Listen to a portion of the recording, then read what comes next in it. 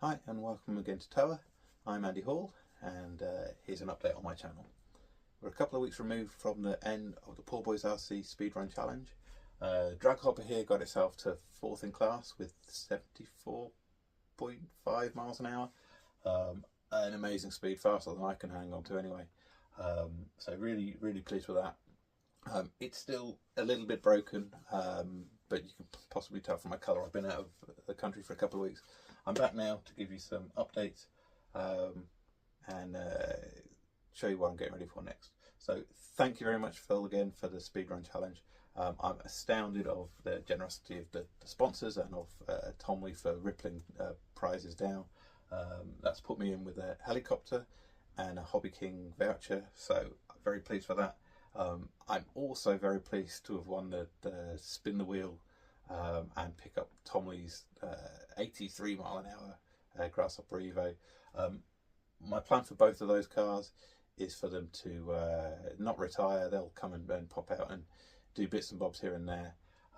So if you see them out and about, then give me a shout. You'll be able to find me, and I'm happy to talk and show and, I don't know, drag them up and down somewhere and show them off. Fine.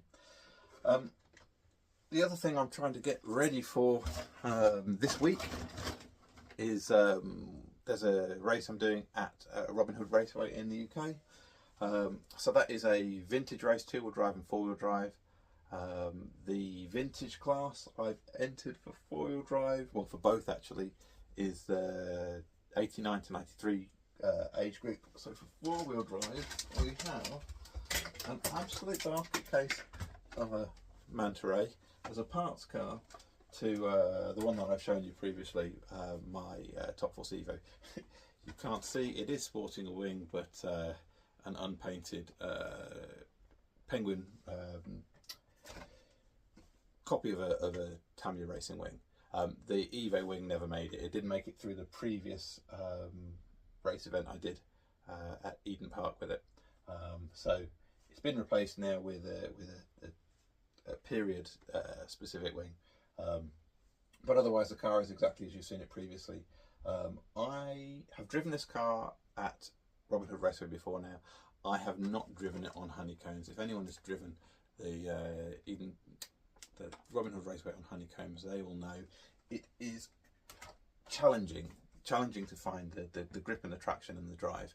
I'm expecting 4-wheel drive to be relatively straightforward for that. My Evo is quite nice and easy to drive. It's not especially quick. It's a 13.5 turn brushless motor in it, but it's quick enough for me, and it'll mean I won't be last with it, put it that way. That's the plan. And a Manta Ray that I picked up from eBay a couple of months ago. I'd even forgotten I'd got it. I mean, it is an absolute basket case, but it will do for parts. And if you've seen my driving, you will know that is pretty much a requirement. The other car, the other class for me to be racing is with the car that I most want to run at those kind of events, which is my Superman Shoot. It also has a parts car in the form of this rather beautiful Blockhead Motors Super Astute. I picked that up off eBay in its form. It's fallen apart because I've been borrowing parts from it already. But it's a 2018 Super Astute in rather nice custom Blockhead Motors scheme. You'd wonder why I don't run that and pop it through the concourse, because it's my parts car. The car that I most want to run is the Superman Shoot, and so you'll see that getting a run out. What I do know from previous events and from running the Robin Hood Raceway Classic with the Superman Shoot is grip is a premium. That was a rear motor only event. I wasn't last, but I was very close to last. Basically fighting with trying to get anything like rear end grip. I got there somewhere near there in the end, at the end of the couple of days. So hopefully I'm good to go this weekend on much the same setup, but we'll see how that works out. Okay.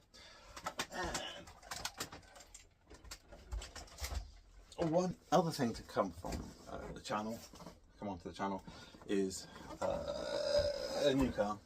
I guess if I'm going to have an Avanti, I ought to have the best car of the era. And I know people have made long wheelbases out of the existing Kyosho mids.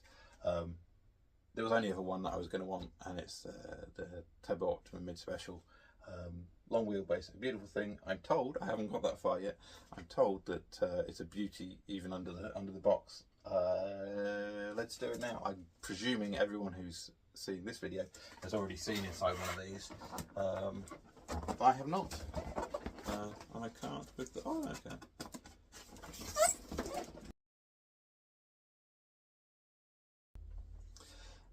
So let's try that again with the seals pop, shall we? So inside here we have got, I guess it's a Kyosho equivalent of the Tamiya blister packs. Bunch of parts to show us where the belts are, the shocks.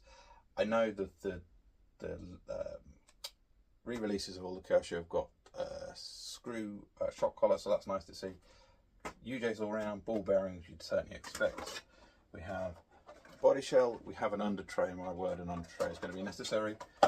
And we have in here, look, a beautiful, beautiful carbon fibre chassis. That'll be nice. I have never built a Kyosho from new. I have, as I said previously, had a Javelin that I put together from the collection of parts that it was at the time, but I've never had an opened and built one of these completely from scratch. I plan to give it a go on the channel, plan to try and do it as a time lapse, record it all, see how it all turns out. But let's not do that now, let's save that for a future video. The tyres in here are super soft, so that in itself is interesting. I understand they're on 2-inch wheels, so they'll get swapped out. I don't think I'll be running on these wheels and tyres much, or if at all. It's not going to be box art, but it will be a tribute to the box art. So let's wait and see what it is on the channel. Thank you for watching, and I'll be back soon, hopefully with some trophies or something from the weekend.